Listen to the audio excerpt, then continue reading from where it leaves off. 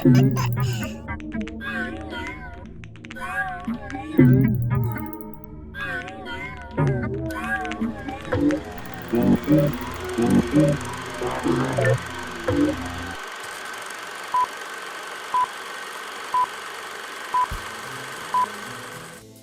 there, I'm Ella, and together we're gonna go down my Artfight journey.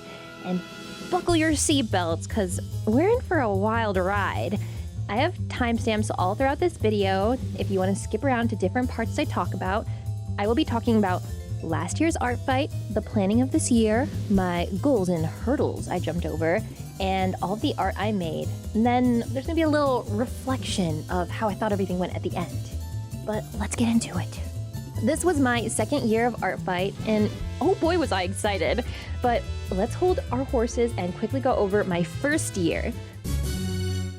So last year, I joined pretty last minute. I can't remember what exactly, like where I heard about Artfight or like what it was, but I officially started doing Artfight because I was at work and a coworker of mine mentioned that she was gonna be doing it, and she kind of explained it to me better because I didn't really fully understand what it was. And then I was like, you know what? I'll throw my hat in the ring, and I participated.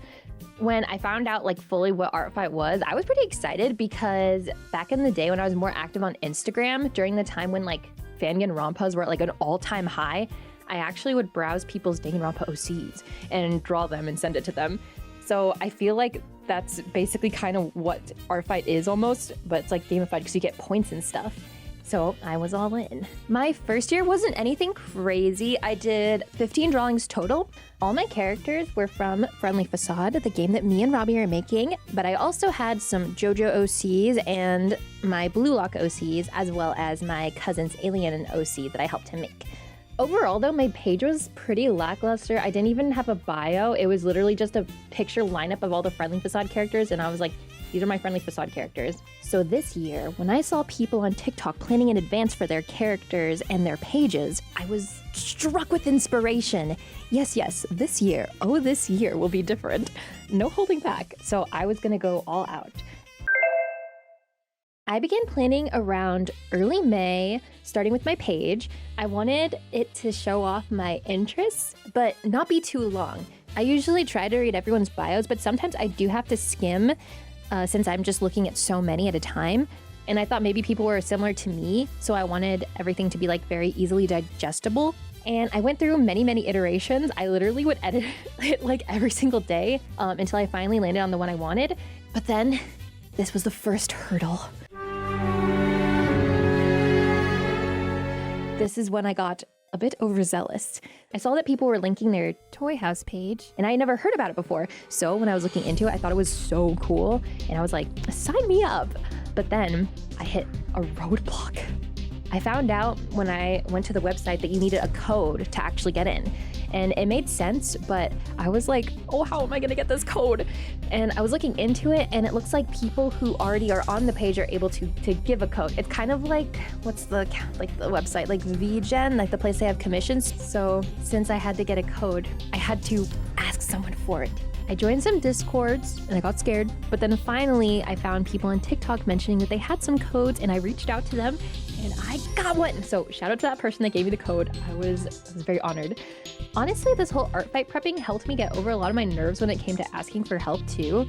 I'm not really bad when it comes to like asking questions or like telling stuff to like coworkers and stuff. Like if I don't think I could do something by myself, like I will ask.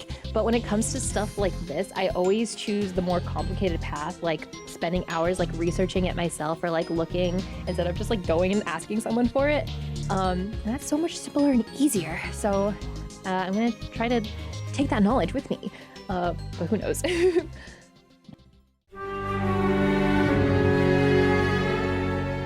Now, with my code, I made my Toyhouse account.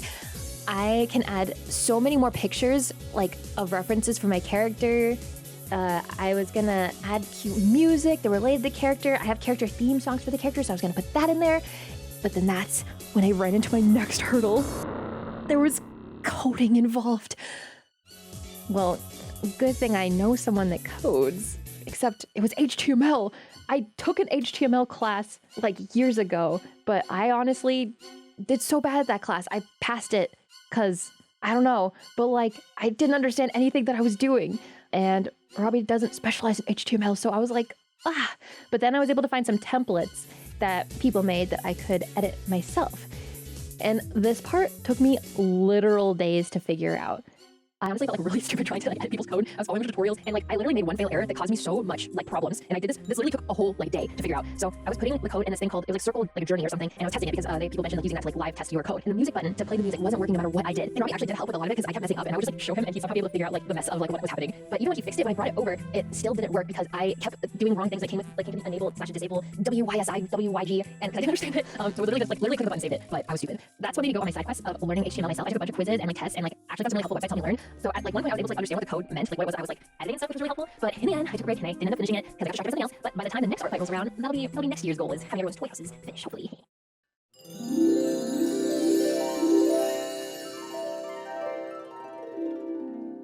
I've had these bad boys in my pocket for so long. I wanted to add more of these OCs, and I was a little bit nervous releasing them into the world because for some, I didn't have their designs down pat like I wanted to. I've already they've gone through a lot of iterations already, but it wasn't something that I was satisfied with. But what better time than now? And honestly, the idea of putting them out in the world helps motivate me to go over them and rework them to the point where I was pretty much happy with how all of them turned out. And truth time, bet you didn't know this. I actually didn't end up putting 2 other OCs I was gonna add onto it.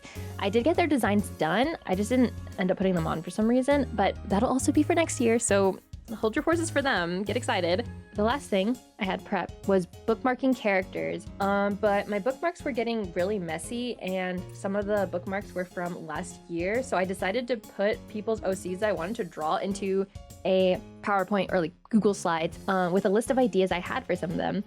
Now, all I had to do was wait. And oh wait, I did.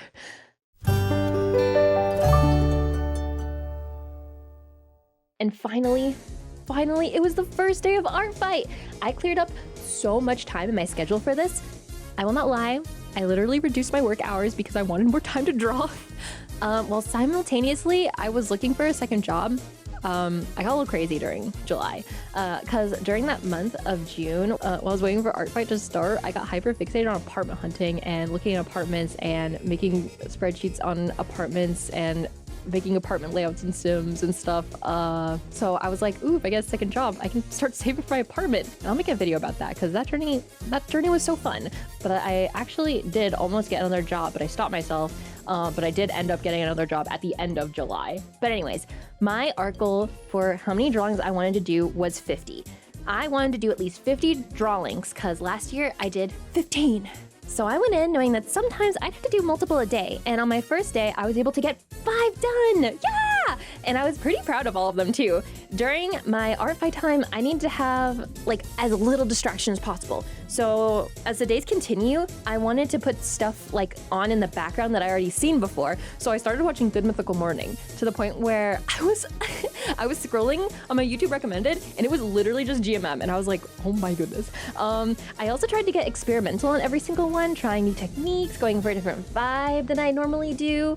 I also have Nomad Sculpt and I got it because I saw people on TikTok using it. It's a iPad 3D sculptor thingy. So yeah, I busted out the 3D and I'm still learning it, but I had so much fun playing around with it. I also got so invested in other people's OCs too. I was reading every character bio. I was watching people's animatics that they have, the OCs, and looking at everything just made me so inspired. I just felt so like there was so much things around my brain swirling around and it was sparkling and stuff. Now you're probably wondering, did I complete my goal of 50 drawings?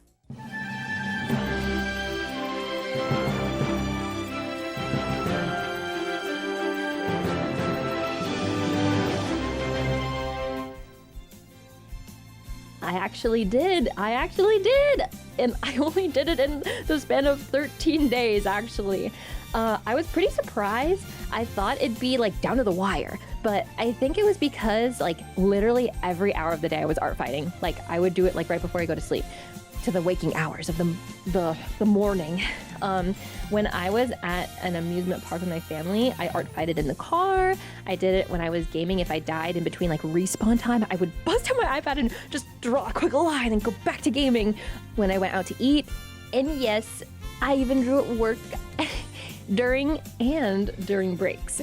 I normally took 15-minute breaks, but I'd take 30. I'd scarf down my food in the span of like 3 minutes, and I'd use the rest of the time like sketching ideas for my next drawing. One of the things that helped me was on my off days, I had like a very intense schedule, but I didn't like use it like it was gospel, because it's just like using it to like help me. I had like a bunch of timers set to like remind me to like, it was for waking up, and then like time to brush my teeth, and then I would eat breakfast, and then it would be like work, and then it would be like break, and then it would be like lunch, and then it would be like break, and then it'd be like go skating or do a little dance or something, because I wanted to like have time to do other things as well. But it would help keep me on track, and also would make it so I didn't forget to eat. Then, when I hit my goal, I honestly really wanted to continue. My wrist was somehow still intact. There was one day where I actually felt my wrist become really weird, and like I never have wrist pains. I think the reason why is I broke my arm when I was a child, and it grew back so strong that I don't have wrist pain. But I drew to the point where I was like, my wrist feels tingly, so I stopped that day because I was like, let's let you rest. But all good things must come to an end.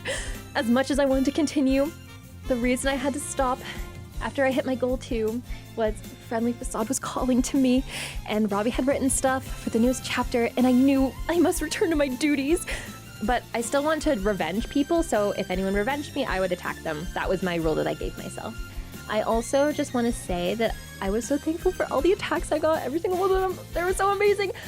I have all of them in a folder on my computer, and I also have it saved on my phone and my iPad, and I just go back and I look at them and I admire them. And next art fight, I'm thinking a goal of 100. I'm thinking 100.